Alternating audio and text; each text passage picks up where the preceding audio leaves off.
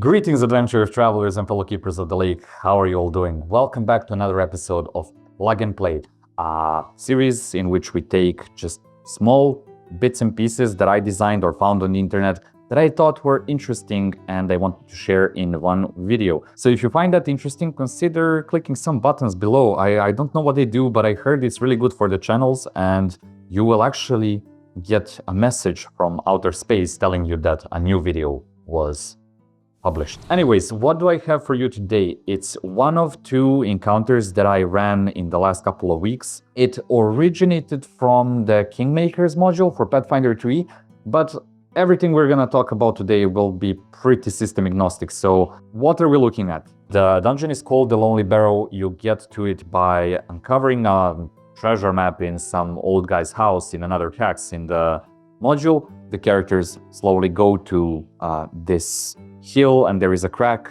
in the hill, and it's basically a burial chamber for some barbarian prince or whatever. Reskin it however you want. It's a small dungeon. It has like one room with some vampire bat swarms, another room with some strange skull four-faced trap thingy. You can see the structure, so I don't have a pointing device. Finger will do. They come from here, they enter the hill, the first room, the second room, and then there are these two rooms. The foreshadowing part comes from these statues that are completely made out of stone, but they have these eyes that are almost like some strange gems, and they glow as the encounter starts with these skeletal champions. One of the statues will constantly shoot lasers and try to damage the characters. And the other statue will try to heal the enemies. We should find a way to clarify to the players that they can gouge out these statues' eyes and use them as weapons. Both of these have 1d4 charges. You can shoot lasers with one and you can heal with the other. Unfortunately, my players decided not to go to any of those rooms. They saw the door that was very fancy and it was basically written, "The boss battle is here" on the door, but they still decided to go straight to the boss battle. How I would approach this in the future is I would just put maybe a door with 4 holes, and then you have to take those statues' eyes and put them in those holes, and then the door opens. And I just, by imagining the solution now, I imagined all the different things they will put in those holes. Maybe there's a little like doodle of an eye, like hole, another hole. As they approach and witness these statues, they might figure out, green and red eyes, that makes sense. Put them in the holes, open the boss door, and we proceed. They enter the boss battle room and they approach these wonderfully done gold doors that have a picture of a pile of bodies and one big barbarian with a broken flaming sword pointed towards the sky, and all these other barbarians just like climbing the bodies to get to him. They have to really push to open it, like in Dark Souls. That's always fun. My players came here and they were very, very careful. All these torches are turned off. There is no light in this room. So they're slowly entering, and you can describe how it is really cold in this room. This is like an elevated platform, let's say 3 meters, or how much is that in feet? Like 12 feet, 10 feet, something like that. Let's say 10 feet. Of elevation and stairs coming up, and there is this tomb here and it's open. Now you can describe as they are approaching it, it's colder and colder. As they look inside, they feel the gust of wind coming from within, and it's almost like it has this smell of raw plant material. As they look down and see the darkness stretching, it almost seems like there is a hallway leading from the tomb down below.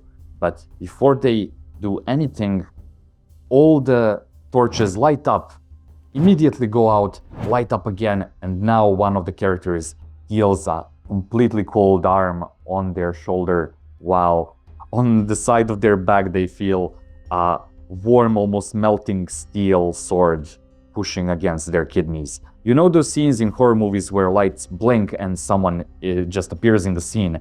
That's what we're going for. Let's look at the room itself a bit. So these are the 4 statues that very much resemble the two statues I mentioned in the rooms before the boss battle.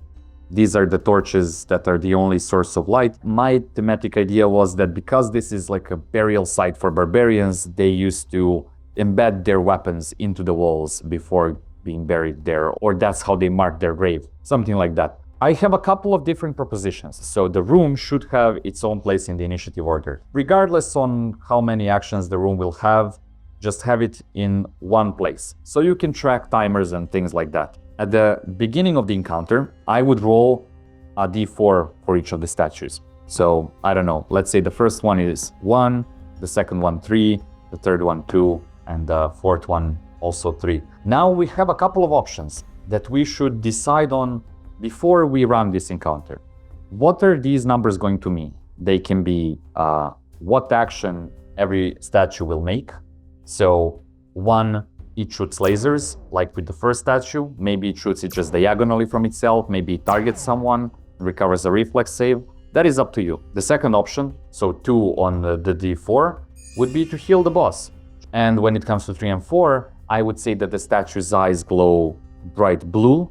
And from one of these slits, you will see there is a ton of them on the map, even 2 here and here. Skeletal champions will just start to emerge like they were buried there in the standing up position, and they will start to tear, weapons from the walls, be it axes, swords, javelins, whatever, and they're gonna rush the player characters.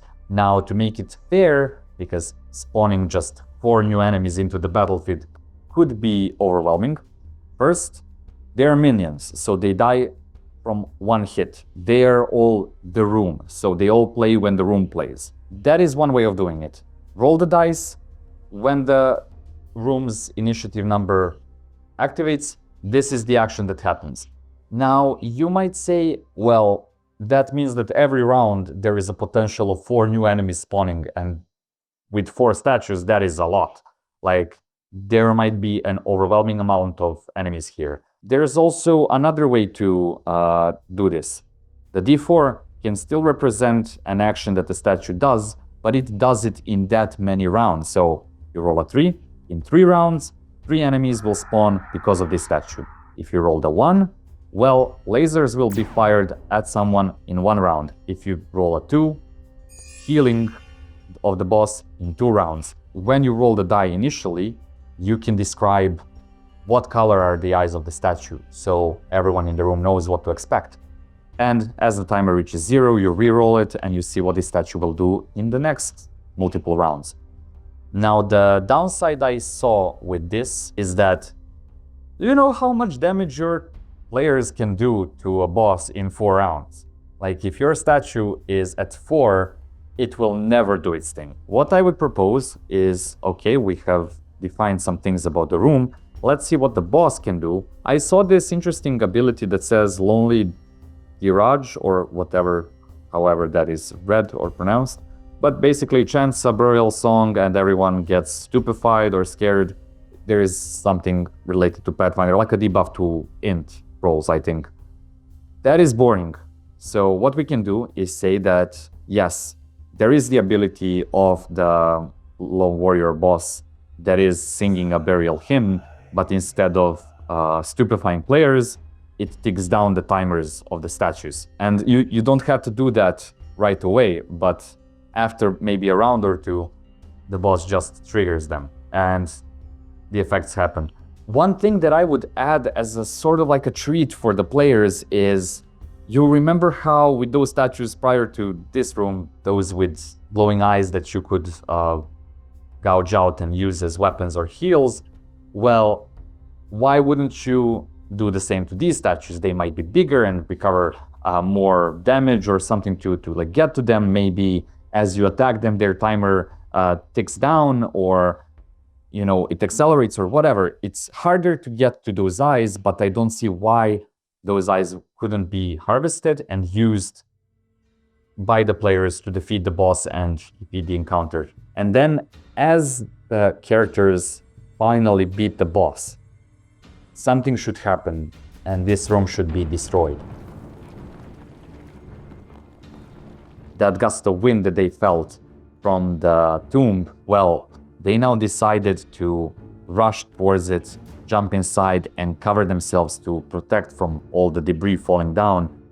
And they really did find a passage. And where that hallway leads is to a much stranger and more dangerous encounter. So if you want to find out what that encounter is and how to run it, join us in the next episode. I hope you're feeling inspired and you're gonna go plot your little plots. And with that, I bid you Farewell, keepers.